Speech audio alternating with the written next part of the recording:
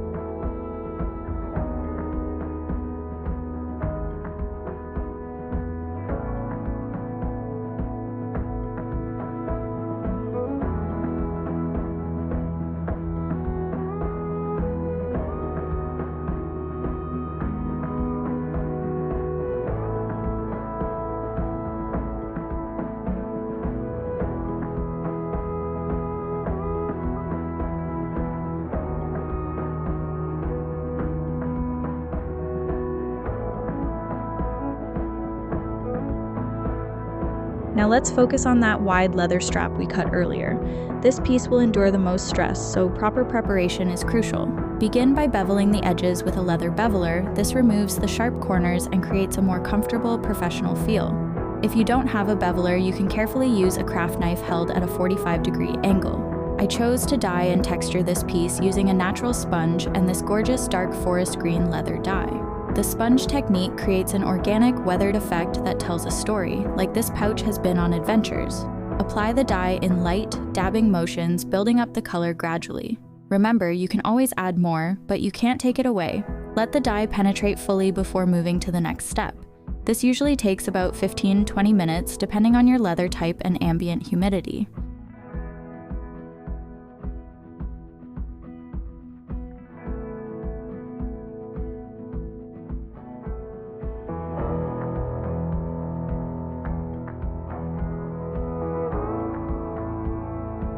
Precision matters here. Using my trusty spacing wheel, I marked evenly spaced holes along the edge of the strap. The spacing wheel ensures consistent intervals, typically 3 to 4 millimeters apart for this type of project. If you don't have a spacing wheel, you can use a ruler and awl, but it takes more time and patience. I then switched to my rotary punch set to create clean, precise holes. Each hole should be just large enough for your needle and thread to pass through comfortably. Test on a scrap piece first. The right size hole will grip your thread without being so tight that it tears or so loose that it doesn't hold securely. Before we move forward, let's talk about burnishing, one of the hallmarks of quality leatherwork. I'm using tokonole, a traditional Japanese burnishing compound, but you can also use water or even just saliva in a pinch. The goal is to compress and seal the leather fibers for a smooth, almost glass-like finish. Apply a small amount of tokonole to the edge, then use a wood slicker or bone folder to rub vigorously. You'll feel the leather getting warm, that's good. The friction is compressing the fibers. Continue until the edge feels smooth and has a slight shine. This process not only creates a beautiful finish, but also waterproofs the edge and prevents wear over time.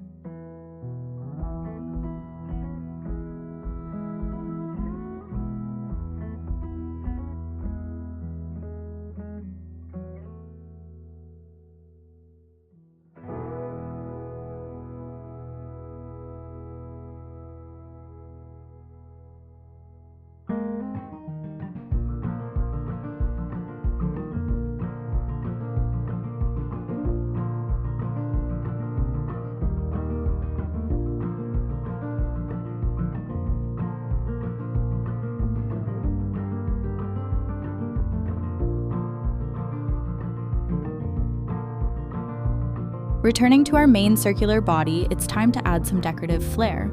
I marked holes around the perimeter about 1 centimeter apart using my rotary punch. Consistency is key. Use a measuring tape or ruler to ensure even spacing.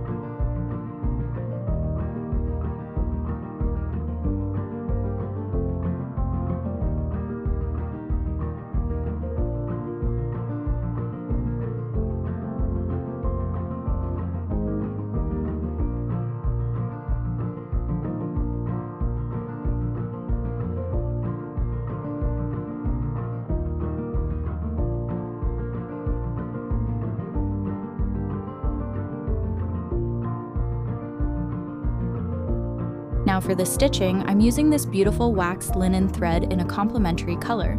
The wax coating helps the thread glide through the leather and adds durability. When stitching decorative elements like this ribbon, maintain consistent tension. Too tight and you'll pucker the leather, too loose and it won't lay flat.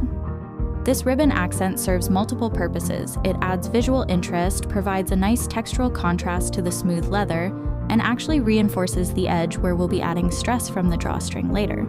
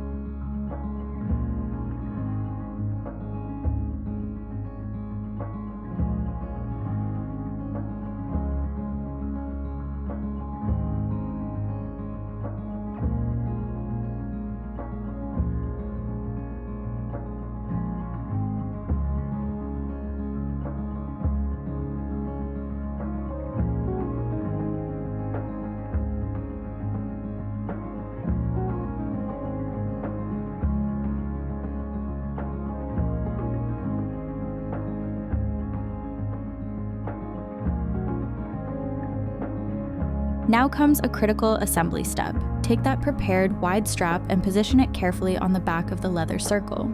I like to find the exact center and work from there, ensuring we have two equal halves. This symmetry is crucial for the pouch to hang properly when worn. Here's an important detail. Leave about 4 to 5 inches at the end unglued. This will become our decorative flap later. Apply your leather cement evenly, but remember, once these pieces touch, repositioning becomes nearly impossible. Once positioned, I trace the stitching holes from the strap through to the main leather base using an awl. This ensures perfect alignment. Now for the saddle stitching, this is the strongest hand stitching technique for leather. I'm using this warm beige thread for contrast, but matching thread creates a more subtle, unified look. Start your stitching from the center and work outward in both directions. This prevents any shifting or puckering. Each stitch should be tight and even. Once sewn, I like to loosely tie the pouch with a temporary string. This helps it begin forming its natural round dimensional shape while the adhesive fully cures.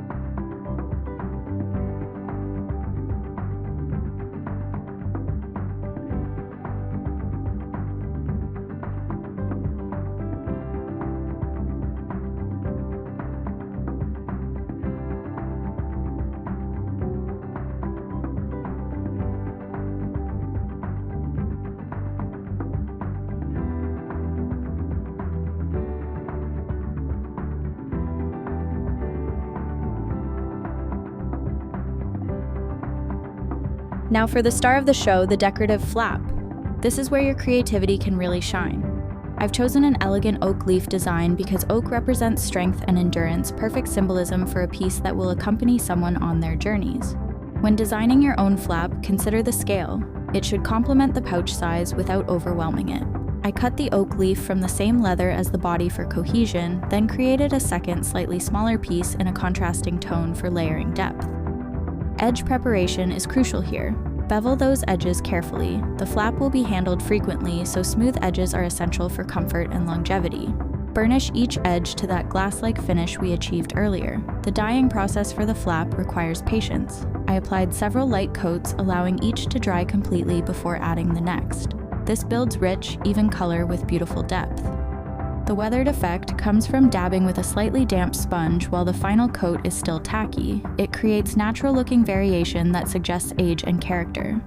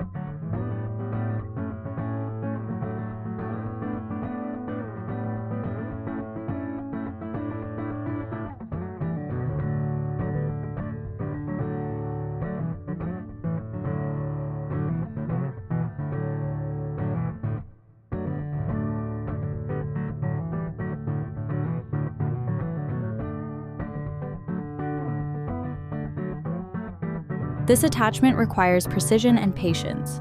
The leaf design will be the first thing people notice about your pouch, so take your time here. I apply a thin, even coat of cement to both the flap and the leaf backing, then wait for it to reach that perfect tacky stage, not wet, not dry, but sticky to the touch. Alignment is everything. Once these pieces touch, you have maybe 30 seconds to make minor adjustments before the bond becomes permanent. I like to use a ruler to ensure the leaf is perfectly centered on the flap section. Press firmly and evenly, working from the center outward to eliminate any air bubbles. The curing process is crucial. Resist the temptation to handle it for at least an hour. Full bond strength develops over 24 hours.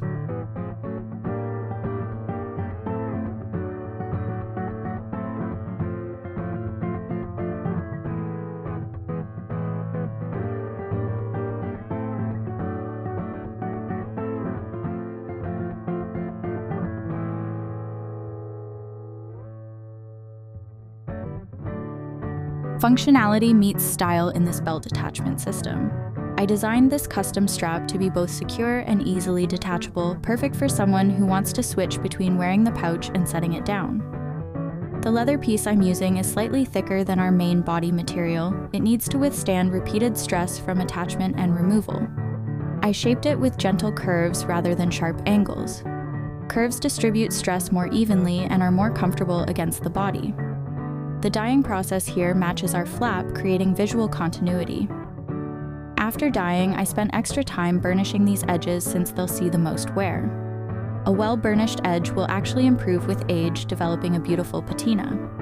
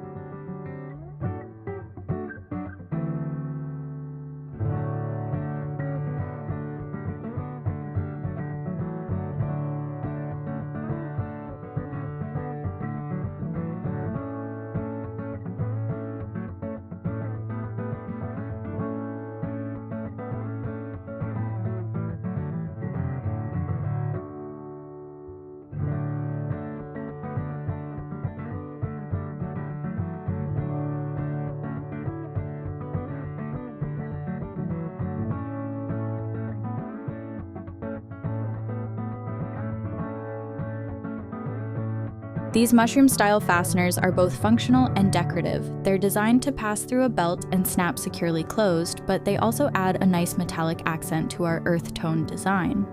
When punching holes for hardware, always test on scrap leather first.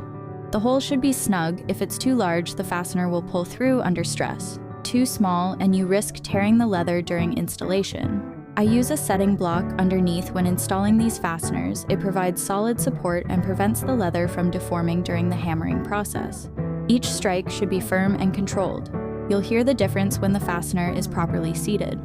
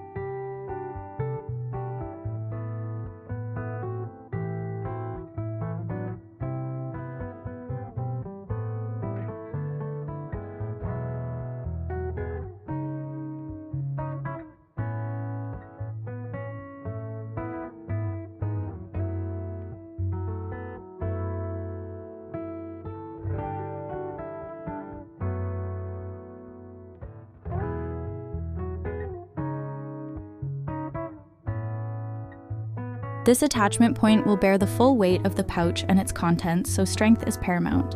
I punched holes slightly smaller than my needle. This creates a tight grip on the thread that won't loosen over time. My saddle stitching here is extra tight and precise. I'm using doubled thread for additional strength, and I've waxed it heavily for weather resistance. Start from the center and work outward, maintaining consistent tension throughout. The positioning is critical. The strap must be perfectly centered and perpendicular to the pouch body. Use a square or protractor if you're unsure. An off-center attachment will cause the pouch to hang awkwardly and may lead to uneven wear.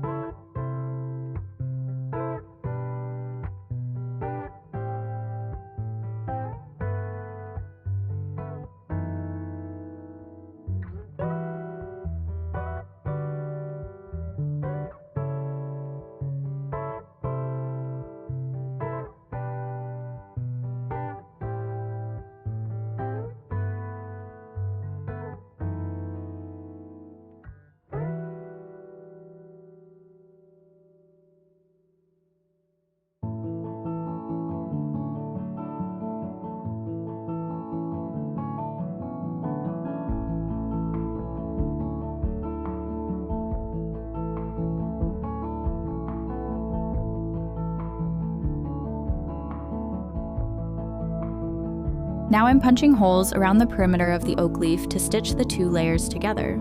This serves both functional and aesthetic purposes. It secures the layers permanently and adds a beautiful decorative outline. The custom engraving I'm adding here was specifically requested by a client, but this is your opportunity to make the piece uniquely yours. Consider symbols that resonate with you, initials, meaningful symbols, or decorative patterns. If you don't have engraving tools, you can achieve similar effects with stamps or even careful knife work. The rivets I'm installing aren't just decorative, they're actually functional stress points that reinforce areas that might otherwise weaken over time. Choose rivet placement carefully. They should enhance your design while serving a structural purpose.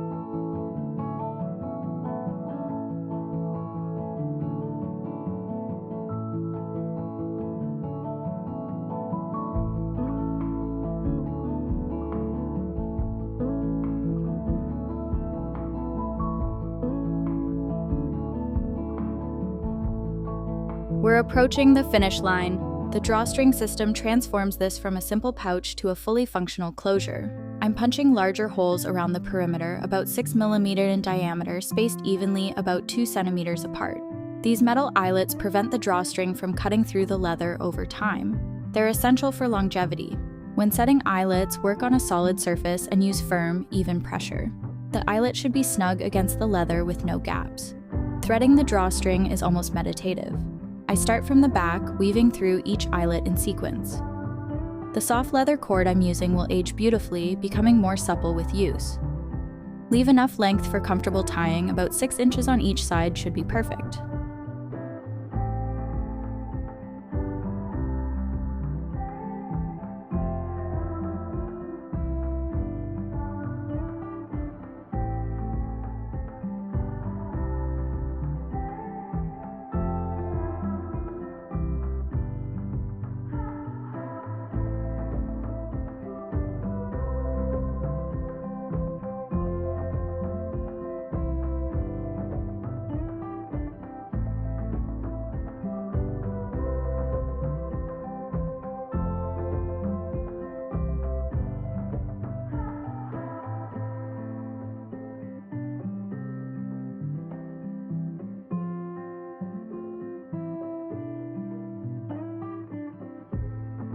This vintage-style metal clasp is both elegant and practical. It secures the flap while adding that final touch of refinement. When positioning clasp hardware, consider both function and aesthetics. It should align naturally when the flap is closed without forcing the leather into an unnatural position.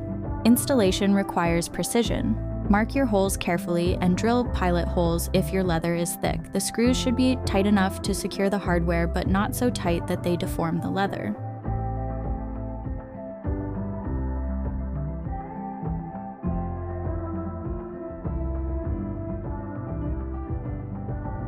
I'm replacing the temporary drawstring with this beautiful final leather cord, threading it carefully through each eyelet. This is your last chance to adjust the positioning, so take your time. The cord should move smoothly through all eyelets without binding. As I tighten the drawstring, watch how the pouch takes on its final three-dimensional form. This is the magic moment when all your careful work comes together into a functional, beautiful object. The final shape adjustment is subtle but important. Gently manipulate the leather to encourage it into a pleasing round form. Leather has memory, it will gradually settle into this shape with use, and there you have it, your small, elegant leather pouch is complete. With its sumptuous green velvet lining, secure detachable belt strap, hand-engraved oak leaf flap, and carefully chosen vintage accents, this piece represents hours of thoughtful craftsmanship. But here's something special I want to point out. When opened and laid flat, this pouch can actually serve as a miniature fabric work surface for your accessories, jewelry, or ritual tools. Its form and function in perfect harmony. This project demonstrates fundamental techniques you can apply to countless other leather projects. Proper edge preparation, strong joinery methods, hardware installation, and finishing techniques that will last for decades. Stay tuned for the next chapter in our series where we'll explore even more advanced compartment systems, alternative closure methods, and artistic embellishment techniques that will take your leather work to the next level. If you found this tutorial helpful, I'd be grateful if you'd like this video and subscribe to the channel. Share it with your fellow crafters and makers. There's nothing better than inspiring others to create with their hands. This is Domina Tricks, reminding you that every piece you create carries a part of your soul. Craft with intention, work with purpose, and never be afraid to let your bold imagination guide your hands. Until next time, keep creating beautiful things.